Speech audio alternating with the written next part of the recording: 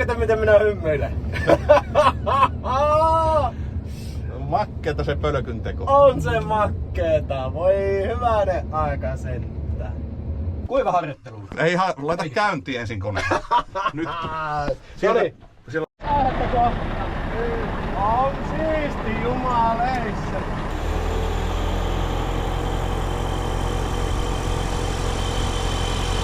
No niin, ja taas mennään. Nyt mennään keräämään ne puut, mitkä äsken kaadettiin. Katsotaan pääsenkö me kohtaan. No niin, Tuomas. Miltä se kuulosti?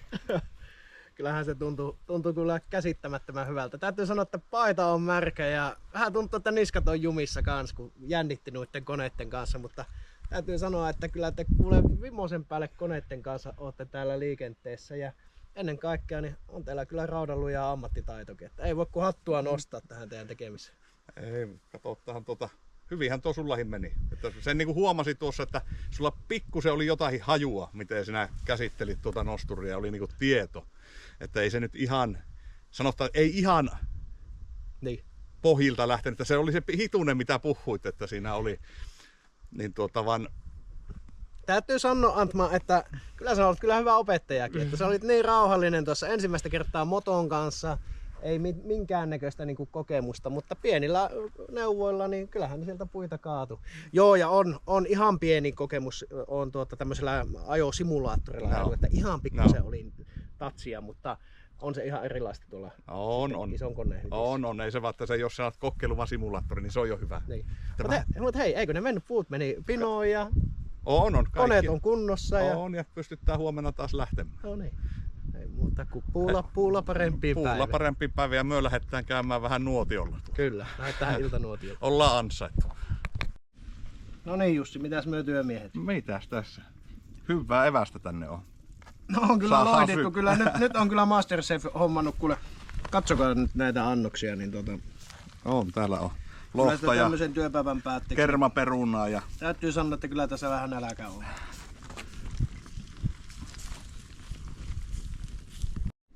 No niin, tähän alkuun heti niin haluan sulle antaa.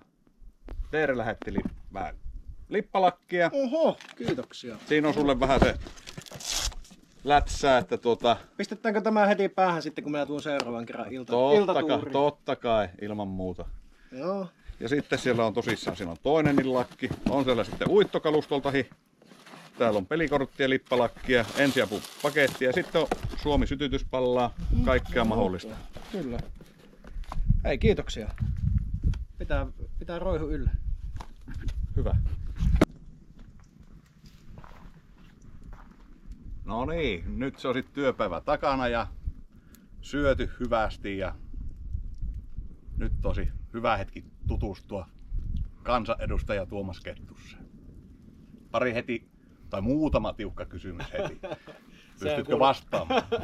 No näihin on totuttu tässä työohessa, mutta anna tulla. Moto vai ajokone? No tuossa äskeisellä työmaalla, niin nyt kun pääsi molempiin tutustumaan oikein kunnolla ja motolla aloitettiin ja ajokoneella lopetettiin, niin kyllä mun täytyy todeta, että kyllä se on ajokone. No entä Honda Monkey vai Suzuki PV? Aha, no nyt pistit paha. Nyt pistit paha. Mä oon 88 syntynyt ja silloin kun olin mopo-iässä, niin mä elin Kuhmossa Solifer Tomoksella. Solifer Tomos 85, mutta muilla pojilla oli Hondat ja Suzuki PV, Honda Monkey ja Suzuki PV, mutta jos mä saisin näistä valita, niin vaikka se Monkey on 4-tahti, niin kyllä se Suzuki PV. Aha. No entä kokis vai Pepsi? Jos sen kolmannen saisi valita, niin se olisi mustikkamehu, mutta mennään nyt kokiksella tämänkin. Selvä. No kumpi? Juustoleipä vai leipäjuusto?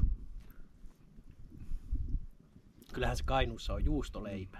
Se on juustoleipä, eikä mikään leipäjuusto. Näinhän se on.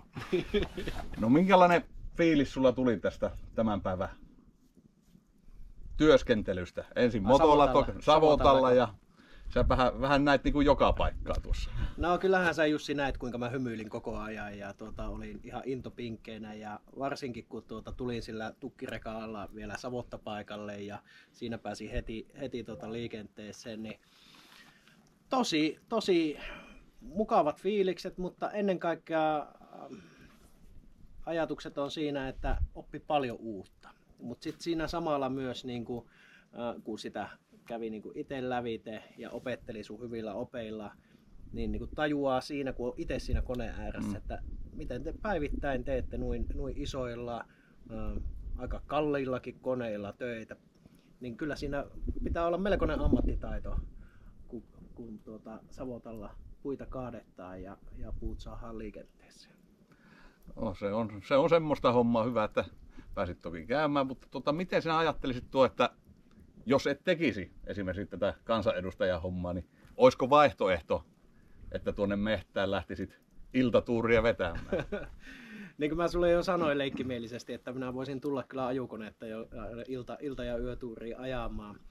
Mutta kyllä tätä kansanedustajan työtä, kun on nyt saanut 5 vuotta tehdä ja toinen kausi on kansanedustajana käynnissä, niin tästä välistä tulee, tiedätkö, semmoisia fiiliksiä, kun asiat on vaikeita ja pitkä päivä takana. Siis meilläkin eduskunnassa saattaa venähtää täysistunnot sinne aamuyön pikkutunneille ja asiat saattaa olla vaikeita ja monta päivää takana. Niin kyllä sitä välistä tulee semmoinen fiilis, että voi vitsi, kun pääsisi jonnekin luonnon helmaan. Tai kun mä oon ajanut ennen kuin nousin kansanedustajaksi ja olin myös Kuhmossa maaseutusihteerinä, niin ennen sitä mä ajoin kuule rahtirekkaa ympäri Suomenmaa. Peuratransin rekkoja, eli Kuhmo-yhtiöltä. Meidän tavaroita. Meidän tekemiä tavaroita. Kyllä, niitä on laitettu liikenteeseen sitten kumipyörillä. Niin kyllä sitä välistä tulee semmoinen mieli ja ajatus, että voi vitsi kun pääsis vaan kuule tuonne tien päälle.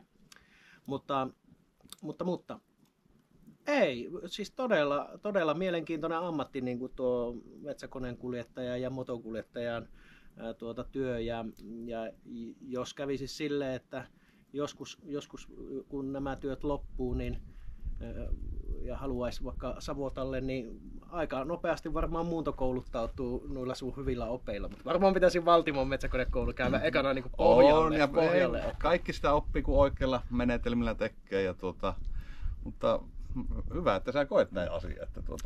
Ihan sunussa oli kyllä potentiaalia, että ei sinä mitään. Se on niinku... No hei, kiitoksia. Miten kauan Jussi sä oot tehnyt näitä hommia? Mä oon nytten, no just nyt voipi sanoa päivälle, niin 30 vuotta on nyt oltu tuossa istumassa tuossa moton puikkoissa. Että kyllä siinä joku tovi on mennyt. Se on kuule hatunnoston arvoinen suoritus, että jos mulla on ikää 36 vuotta ja sä oot 30 vuotta tehnyt näitä hommia, niin kyllä siinä on pikkusen saattanut harjaantua Toki tässä tosissaan 48 on ikää itsellä, niin että on se 18V silloin kyllä aloitettiin. Että No miten sulla muuten sitten kerro vähän minkälainen suhde sulla on yleensä luontoon ja mehtään ja tähän koko maaseutuun? No Jussi, kun katsotaan tätä taustalla olevaa miljöötä, niin kyllähän täällä sielu lepää. Ja mäkin harrastan musiikin lisäksi niin metsästystä ja kalastusta, niin kyllähän se tämän kuun loppupuolella niin suuntaa katseet tuonne jahtipuolelle. Ja kyllä se on opettanut semmoista kestävän kehityksen mukaista luontosuhdetta, että luonnossa pitää elää luonnon sopusoinnun mukaisesti ja kyllä täältä pystytään ammentamaan tätä luonnonrikkautta, kun muistetaan sitten antaa myös takaisin luonnolle. Että nyt kun me oltiin siellä Savotalla ja siinä tehtiin avohakkuuta, niin siihen... Ei ole avohakkuu, kun uudistushakkuu. Ai se on uudistushakkuu, okei. Oikealla termeillä mennään. Nyt mennään oikealla termeillä. Uudistushakkuu tehtiin, niin siihen uudistetaan uusi metsä. Istutetaan uutta puuta tilalle ja katsotaan 20 vuoden päästä. Melkein voitaisiin tehdä seuraavaa lähetys, mutta 20 vuoden päästä tehdään ihan video, että käydään kahtomassa. Sama paikka, minkälaiseksi on muuttunut. Mä takaa ja vannoin, että se on 5 vuoden päästä jo täysin erinäköinen. Just näin, ja mä haluaisin sitä myös omassa työssäni niin kuin muistuttaa ja tuoda esille, että kun nyt puhutaan aika paljon niin kuin luonnonsuojelusta ja puhutaan vanhojen metsien suojelemisesta ja ylipäätänsäkin, että pitäisi suojella enemmän, Suomessa metsiä, niin kyllä mä uskallan todeta, että meillä Kainuussa on jo suojeltu ja hyvä niin, mutta se, että kyllä pitää niin kuin asettaa joku raja, että mistä sitten otetaan meidän metsäteollisuuden rattaisiin raaka-aineet, jos meillä alkaa suojelu menemään liian pitkälle. Kyllä. Ja mehän molemmat ollaan luonnonsuojeluita, että kyllähän sä niin kuin motokuskina otat huomioon ne eri alueet. Totta ja kun kai. ollaan siellä alueilla, niin avainbiotoopit kaikki pyrkiä tekemään, että kaikki on tyytyväisiä. Ja eikö se näin ole, että niistä ihan käyvän koulutuksia ja aika ajoin, niin kuin, että asiakkaan... Vasta oli tosiaan niin 2 kuukautta sitten niin piti käydä tämmöinen luonnonhoitokurssi taas suorittamassa päivittää. Se tullut aina tietyn väliajan. Kyllä. Ja koko ajanhan niin kuin, mehän kehitytään tässäkin. Mutta siihen sun alkuperäiseen kysymykseen luontosuhteesta, niin se on kestävä ja kyllä se on kuule mukava aina tulla tänne Kainuun vesille ja Korpimaille aina rauhoittumaan. Aina eduskuntatyön päätteeksi ja aika ajoin. Aivan varmasti. No niin, sinä vielä, nyt kun pääsit tähän meikäläisen työhön vähän sisälle, niin mä siinä jo olin 10 tunnin niin sanotusti tälle päivälle tein ja touhusin. Niin kerrohan vähän minkälainen sulla on työpäivän pituus, viikko, mitä siellä tapahtuu, mitä kaikkea te touhutte? Meillähän aika lailla on samanlainen työ sen suhteen, että meillä on istumatyö, mutta totta kai nousetaan se koneesta ja työpäivän päätteeksikin, niin tehdään huoltotoimenpiteet ja jos 10-tuntinen työpäivä on tehtynä ja siihen varmaan vielä matkat päälle vielä, että kyllä se sullakin työpäivä varmaan siihen 12 tuntiin. No yleensä vähän yli. Niin kuin pyörähtää ja kansanedustajalla se on samanpituinen. Se tietenkin riippuu vähän päivästä ja päivistä, mutta ensinnäkin työviikko kansanedustajalla menee niin, että meillä on maanantaipäivä semmoinen maakuntapäivä, eli me ollaan täällä omassa maakunnassa hoitamassa maakunnan asioita. Mä oon Kuhmossa kaupunginvaltuuston puheenjohtaja, sitten mä oon täällä Kainuussa hyvinvointialueen valtuutettu ja tarkastuslautakunnan puheenjohtaja, niin niihin menee se niin kuin maanantaipäivä. Ja sitten se täystyöviikko ollaan eduskunnassa tiistaista perjantaihin ja päivät on pitkiä. Et monihan ajattelee ja jopa luuleekin, että kansanedustaja käy vaan painamassa sitä täysistunnon läsnäolonappia ja siinä oli työpäivä. Ei, päivät alkaa riippuen vähän päivästä 8-9 talolle ja ensimmäiset aamuvaliokunnat on siinä aamupäivällä 9.30-10 välillä. Iltapäivävaliokunnat kello 12 ja sitten sen jälkeen alkaa se kello 14 täysistunto. Ja se saattaa pyörähtää ihan pitkälle iltaan, jopa yöhön, jopa seuraavan päivän puolelle. Ja siinä se on niin kuin se viikkorytmi. Torstaina tietenkin meillä on niin, että kello 16 on poikkeuksellisesti täysistunto, joka on eduskunnan kyselytunti. Ja silloin hallitukselta oppositio kyselee hallituksen esityksiä ja tilannetta, mutta kyllä ne päivät on pitkiä. Ja viime vaalikaudelta niin pisin täysistunto, niin se oli monta päivää ja täysistunto pyöri aamupäivästä ihan yön yli seuraavaan päivään. Ja se keskustelu oli aivan poikkeuksellinen. Ihan kun se on koko ajan siellä oli niin kuin tavallaan... Kyllä, koko ajan oli se täysistunto käynnissä. No, siellä on samalla silmillä joutunut olemaan, että pystyykö sillä tekemään niin kuin oikeanlaisia ajatuksia ja päätöksiä aina? Päätöksiä, kyllä.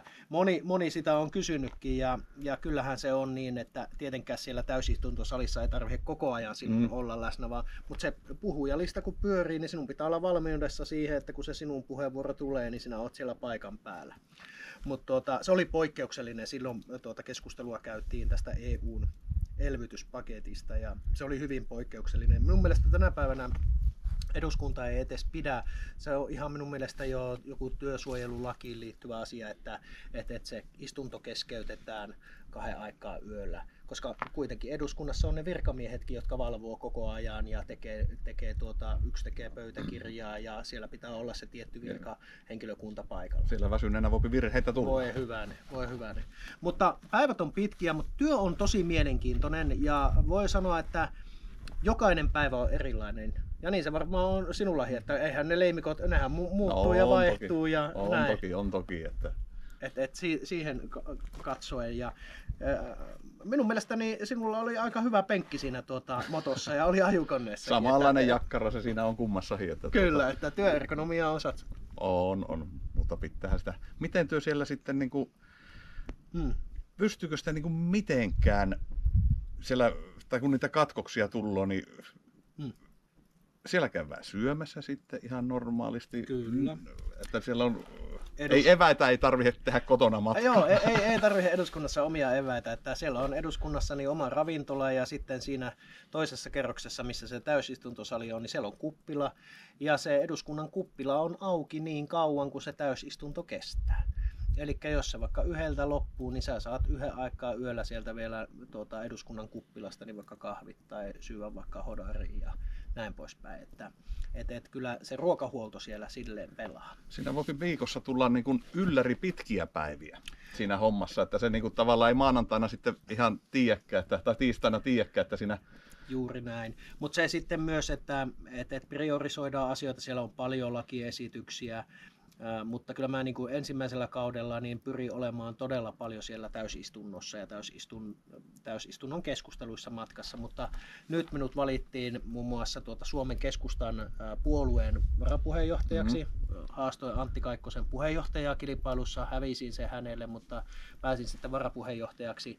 Tämä tuo sitten myös muita töitä, eli on erinäköisiä sidosryhmätapaamisia, on puoluejohdon palavereja ja ne saattaa olla siellä iltapäivällä, että sen vuoksi kun moni miettii, että kun täysistunto alkaa kello 14 ja moni edustaja häviää siitä pois ja eikä välttämättä tule sen istunnon aikana takaisin, niin niillä on erinäköisiä, saattaa olla tapahtumia, tilaisuuksia, sidosryhmätapaamisia, eri kokouksia. Mutta sitten kun se tulee se asiakohta, että sinne tullaan, niin sitten sinne tullaan sinne täysistuntosaliin. No, siinä saapi rekenä jos kelkkana olla. Kyllä, hyvin sanottu. No semmoinen asia sitten kanssa, että tähän työhön liittyen, niin kuin meikäläisen työ, niin se on semmoista tuolla yksinään pakertamista ajumiehen kanssa työjohtaja melko pienellä porukalla pyörittää ja ei ole niin kuin kukaan tuu kahtelemaan, vaan sitten tuo sinun työ, että sä oot koko ajan, tai jossain mediassa ollaan koko ajan niin kuin esillä, sieltä tehdään tiettyjä päätöksiä, sieltä hirvittääkö se aamulla sähköpostia aukasta ja minkälaista kommenttia siellä jengi heittää ja minkälainen helkutinmoinen taakka se on sitten. No kyllähän se aika ajoittaa aika henkisesti raskastakin on ja niin kuin mä tuossa jo aikaisemmin sanoin, että välistä tuntuu, että kun pääsis vaan tiedätkö, sinne rekarattiin ja jonnekin yölinjalle. Mutta kaikkeen tietyllä tavalla tottuu, mutta kyllähän kansalaispalautetta tulee todella paljon. Ja en ole nyt uskaltanut katsoa tämän päivän sähköpostia, mutta se on tuossa työpuhelimessa. Mutta siis tulee todella paljon viestejä, sähköpostia, tulee tekstiviestejä. No nyt kesäaikana on yllättävän vähän puhelin soinut, mutta nyt kun ollaan jo elokuussa ja eduskunnan täysistunnot starttaa 3. päivä syyskuuta, niin kyllä puhelinkin alkaa soimaan. Mutta palautetta tulee todella paljon. On siltä säästynyt, että ei ole tullut tämmöisiä mitään tappouhkauksia tai tämmöisiä kovia viestejä, mutta niitäkin tulee edustajille ja voi vaan kuvitella, että on se aika kovaa, jos tämmöisiä niin kuin uhkauksia tehdään, kun kyseessä vaan loppujen lopuksi on yhteisten asioiden hoitaminen ja asioiden edistäminen.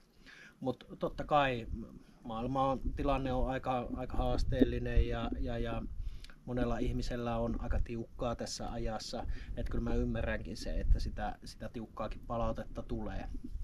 Mutta mä oon julkisuuden henkilö ja aika paljon mua tunnetaan täällä Kainuussa. Varmasti. Ja kyllä tullaan, niin kuin, jos menet ravintolaan, niin kyllä pitää aika montaa ihmistä tervehtiä ja mä tykkäänkin siitä. Mutta sitten jos haluaa vähän niin kuin omaa aikaa ja rauhallisuutta, niin sitten voi tulla vaikka tämmöiselle laavulle Hyrynsalmelle ja istua ja katsella tätä nuotioita ja rauhoittua. Mutta se pitää vaan niin kuin tiedostaa, kun lähtee näihin hommiin. Et sitten ollaan niin kuin julkisuudelle altis ja jokaista vähän niin kuin, no ei nyt ihan jokaista, mutta aika useaa liikettä niin kuin seurataan koko ajan. Varmasti. No, tässä kun nyt istuttaa ja muistellaan vaikka menneitä, niin Kyllä. vähän kiinnostaa, että muistatko sinä minkälainen sulla oli ensimmäinen työpäivä tuolla eduskunnassa? Mä muistan nimittäin tuo oman työpäiväni, kun menin motokurssilta sitten tuohon Kilposen Raimolle Kuhmoon töihin. Ja Minkä ikäinen olit? 18. Nuori mies. 18-vuotias, että motokurssilla olin silloin keväällä, toki sai ajokortin jo, ja iltavuoroon menin sinne kahtelemaan, ja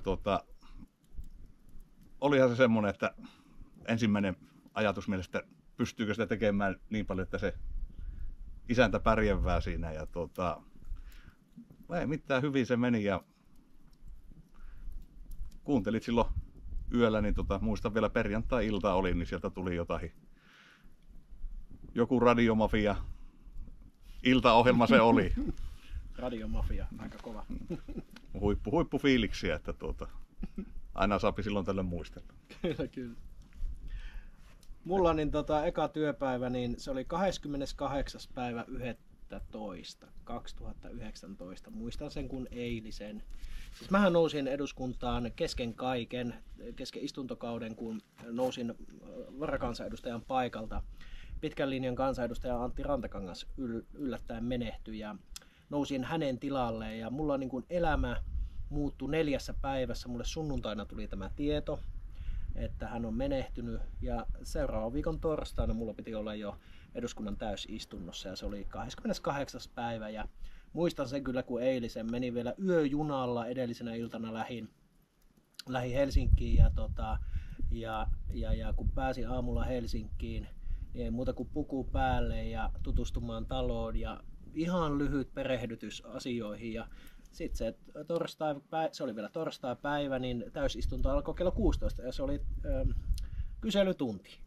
Ja se oli todella mieleenpainuva hetki. Ja itse asiassa se oli vielä semmoinen kyselytunti, että 2019 silloin oli Antti Rinteen hallitus. Ja Antti Rinteellä oli päällä kohu tästä postikeissistä. Ja sen kyselytunnin jälkeen, sen minun ensimmäisen kyselytunnin jälkeen, niin silloinen ministeri Sirpa Paatero niin ilmoitti erosta ja koko hallitus kaatui. Niin eräs ministeri, voin se jo nyt sanoa, niin ministeri Leppä sitten vaan tuli ja totesi, että kun Kettunen tuli taloon, niin ihan alkoi tapahtua, että täällä hallituksetkin kaatuu. Ja se oli kyllä mielenkiintoista aikaa. Siellä oli median väkeä käytävillä, ja mä kahtelin, että voi vitsi, että tämmöistäkö tämä on joka päivä tämä kansanedustajan työ, että täällä media on päällä, mutta silloin oli tiukat paikat ja tuli Marinin hallitus. Mutta se oli kyllä mieleenpainuva päivä. Mutta mistä toi numero 11 oikein tulee? No se on 11-vuotiaana tuli päätetty, että nyt minä ajan joskus mehtäkonetta ja yrittäjäksi ruppeen. Tiedätkö mitä, Jussi? Koska minulla oli kans silloin 11-vuotiaana ja olisiko jopa 13-14 ikävuoteen oli semmoinen ajatus, että minusta tulee mehtäkoneen kuljettaja. Ja tämä on ihan tosi juttu. Mutta sitten 15 kesäisenä, kun piti valita tie, että lähteekö lukioon vai mehtäkonekouluun, niin mä sitten valitin lukion. Ei ollut tarpeeksi vielä kuule rohkeutta lähteä Valtimolle ja 18 kesäisenä mä ajoin sitten kuorma-autokortin ja pääsin kesätöihin ajamaan maitoautoa, ja sitä kautta mulla on sitten se rekkamiehen ura alkanut pikkuhiljaa. Armeijassa ajoin kortin. Mutta varmaan se sitten pohjautuu siihen, että mulla on suvussa niin ukki äitin puolelta, niin hän oli mehtäkoneyrittäjä. Hän oli mehtäkoneyrittäjä ja enolla oli myös metsäkoneyritys ja ajoi mehtäkonetta. Että se saattoi olla kyllä ihan hilkulla, etteikö istuttaisi tässä niinku kollegoina, mutta nyt on näin päin. Näin päin. No, enähän mistä sulle tuo 88 sitten on? Oot sä niinku metsien Erik Lindruusin vai Aika hyvin, joo. Metsien Erik Lindruus, mutta se on meidän syntymävuosi 88 ja onpa mahtava kuule kantaa tämmöistä Metsäliigan paitaa päällä, kun sitten vielä on numero 88 matkassa. No lopuksi tähän, että mikä sulla on tulevaisuuden haave? Hyvä kysymys. Totta kai sitä toivoo, että saa terveenä elää. Nämä on niinku niitä perusvastauksia, mutta totta kai tämä maailman tilanne on tämmöinen, niin toivoisin, että toi naapuri mikä aiheutti ja aloitti tuon hyökkäyssodan tuonne Ukrainan suuntaan, että toi sota loppusi, kun ollaan täällä Itä-Suomessa, niin sillä on aika isot vaikutukset meille tänne. Ja kun mulla on kuitenkin koti on Kuhmossa ja Kuhmoa haluaa rakentaa niin kuin tulevaisuutta, niin senkin pohjalta toivoisin, että niin kuin rauha ja vakaus tulisi takaisin. Ja sitten täytyy niin kuin totta kai kansanedustajana ja kun täältä Itä-Suomesta ollaan ja Pohjois-Suomesta, niin kun meillä on nämä kaikki raaka-ainevarannot, vihreitä kultaa kasvaa koko ajan. Humina käy tälläkin hetkellä, kun aurinko paistaa ja metsä kasvaa, niin toivoisin, että näitä raaka-ainevarantoja otetaan kestävän kehityksen mukaisesti myös tulevaisuudessa hyötykäyttöön. Että sitä mä niin kuin toivon.